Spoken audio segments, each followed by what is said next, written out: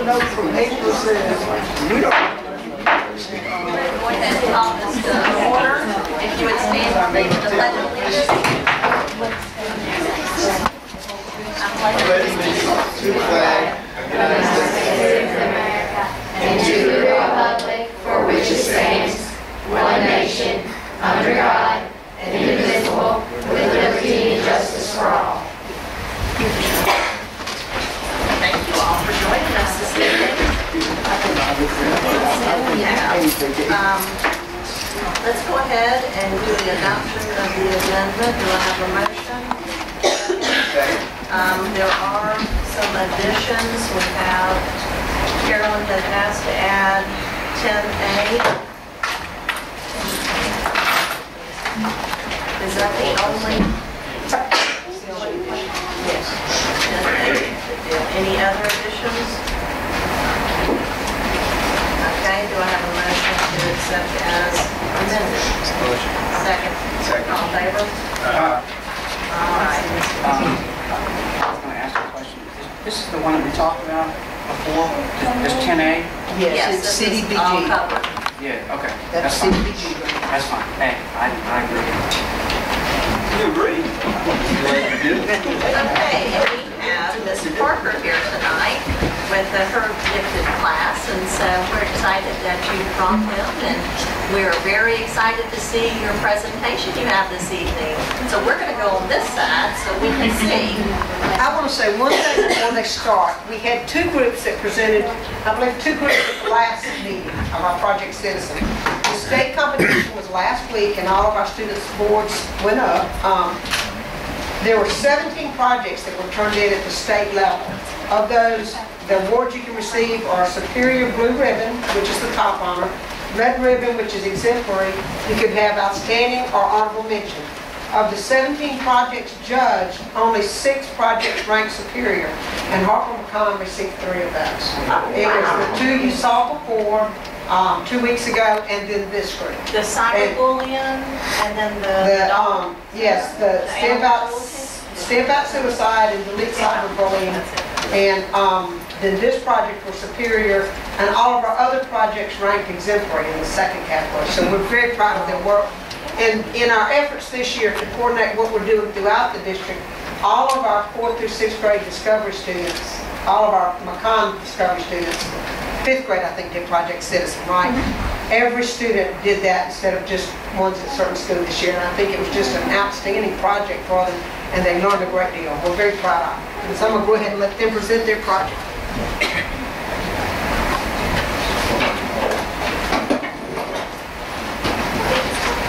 In January, we discussed within the community and school district that as students we believe to be prevalent. Our class came to a consensus that we had a problem with bad behavior on the buses. Some of the bad behavior on the buses includes fighting, standing, throwing items, jumping over seats, crawling under seats, and especially cussing. For some buses, this is the norm. The bus driver's main responsibility is to take us to and from school. The bus driver's main responsibility is to take us to and from school with safety. Bad bus behavior is a distraction which can cause us to have a wreck. After many hours of research, we have come to the conclusion that we are a little bit behind with our school rules. When comparing our rules to the others in various schools throughout the United States. We believe that our rules are not specific enough and can be open to some interpretation. Plus, there is not a specific list of consequences, which allows for various punishments, with some just being a warning. We emailed a questionnaire to some of these schools, and it was the belief of Mr. Greg Blodgett, principal in Anoka Hennepin School District, that their clear expectations and consequence guideline is strong enough to have the students make good decisions. Mr. Lee Schott from Amherst School District said the rules are clear, so there is no misunderstanding when misunderstanding when it comes to consequences for poor choices. We believe the advantages of this policy are twofold. First, making the specific rules and consequences will place behavior in our hands, which will allow us to be more responsible. We are very capable of the responsibility.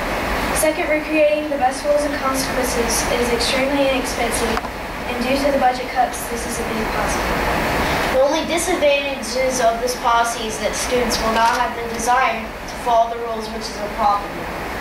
But hopefully, with the increased responsibility, with clear-cut rules and absolute punishment, this will change. Here's a copy of our policy as well as a copy of the current rules along with our version of the new rules, of the new bus rules and consequences for Harper McCon Elementary.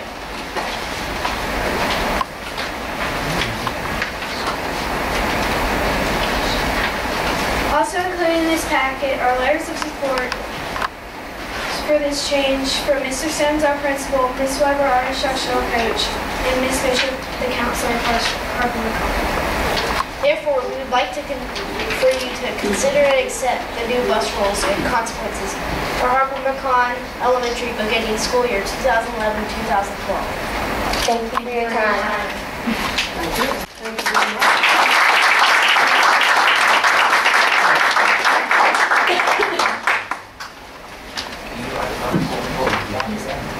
We need to get, since Biggs is going to be getting a picture, do you have the camera? Or, I've taken one, but I mean, I can get one of them. can y'all did you get one with them behind their project? Not behind it, yeah. If we Would you stand behind your y'all scoot your board just a little bit forward? Or can y'all be behind it there?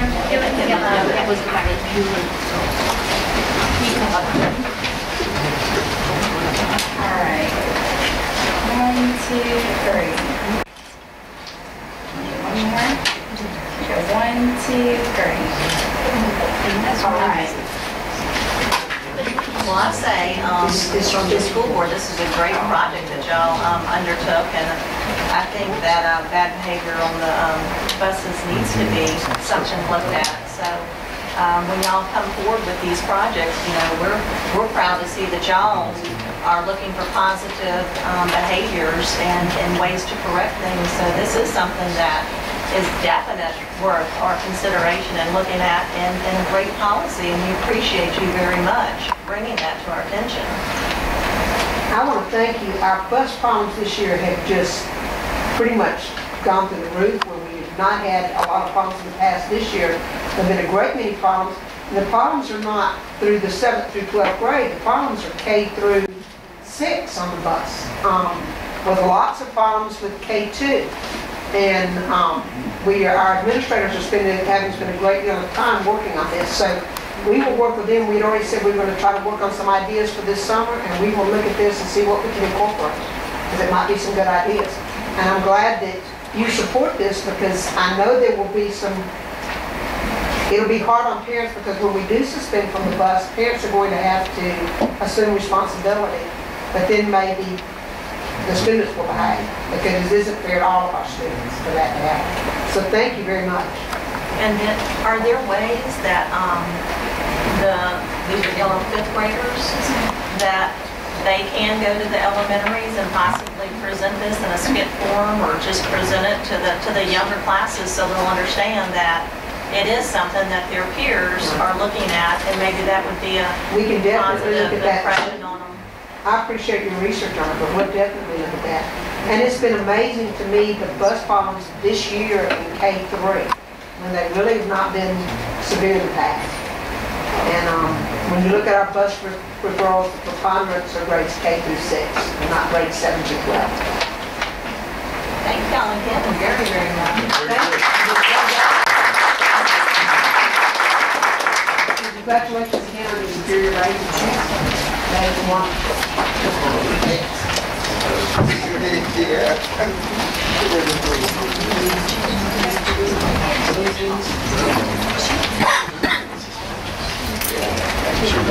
Now, may I ask one question? to clarify, when you talk about suspensions, 3 days, 5 days, are those suspensions from the bus? You're not talking about suspensions from school, right?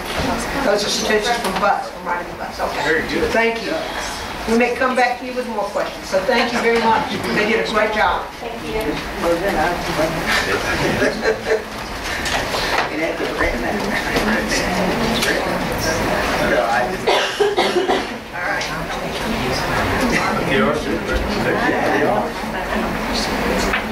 All right. Consent agenda. Do I have a motion to accept the consent agenda as presented? Motion. Second. All in favor? Discussion. What's this discussion? Do we want to discuss? Let's see. All in favor? Aye. All opposed? Okay, adoption of policy of homeless children. Do I have a motion to accept the policy? Motion. Second. Second. Discussion. All in favor? Aye. All opposed? Do I have a motion to approve the athletic extracurricular alternative travel release form as presented? Motion. Second. Second. Discussion. A footnote on that, that would also mean that we would use, in some cases, our minivan. It's the 15-passenger van that is against the law. But our minivan, like if we're transporting, like we have golf that's going to go to the state, there would be nothing wrong with Paul Maggard taking our minivan and taking those 4 or 5 kids in that if they're not going with their parents also. Right now, the board policy is anything outside the school district, the city limits, where our school district boundaries, you have to go on a school bus. With the cost of transportation, that's really eating into our budget now. When Mrs. D'Angelo did some research, other districts for small groups do not do that. They let golf teams, tennis teams, they let the students either drive themselves or get a ride. Choir did the spring show at JD. We make all of our students get on, I think, 2 or 3 school buses and go down there for a week, and it's quite expensive for us to provide that. This way, we could probably take 1 bus for students who don't have a ride. Most of the students would either ride with parents or, drive themselves. But without a policy, we can't allow it. But it's illegal to use the 15-passenger van? Yes, That's because against of federal law. law. Because of the top heavy. It's not made for. But we've checked with our insurance, and the minivan that we have is standard and is rated, and you can put students in that. It has seat belts and it's safe. The only thing I have here, and I was listening to this second paragraph about my child being able to ride with other students. What kind of liability do we have if a student without a parent is driving and another student is with them? It's probably the same. I don't know if there's any way to absolutely get rid of your liability. It comes up to a court. This is at least saying a parent understands. It says they're going to sign it away, but they can still come back on us. And then on the other hand, the other side of that is that have we opened a student family to possible lawsuit should something happen? Okay, like your child and my child are riding together. My child's driving. Something happened, and then you sue not only the school district but also me or my child. So that's what you're going to get rid of. That's yeah, always that's, possible. I know, that's what I'm concerned about, because you're putting somebody else's child or family in jeopardy. I don't know. James, I mean, I understand, it's just something that is always going to be there. I mean, I know that, but so this is. If somebody knew some way to get around that so that we would not be liable, Just I don't know the that would be answer. a perfect world, but it's not. I mean, I realize that. When we do tennis or golf, we're the only school that makes them go in a bus. Everybody else, the students drive up and we have the bus sitting there for. Well, I mean, I understand if my child drives himself or herself, that's one thing, but then that child carrying 2 or 3 other kids, that's where my concerns come in. And to some degree, it really already happens because let's say that a soccer team is up at Pearl River. The parents will actually sign them out, and then the kids end up saying, I want to stay and watch part of the boys' game or whatever. Well, the parents go on home, and then the kids come in the vehicle afterwards, and the parents have already signed them out. So, I mean, it's already happening, and I don't know how we could ever. I don't think we can ask him more than having his parents sign this disclaimer, their name on it, saying, I accept all responsibilities for, medical, hospital.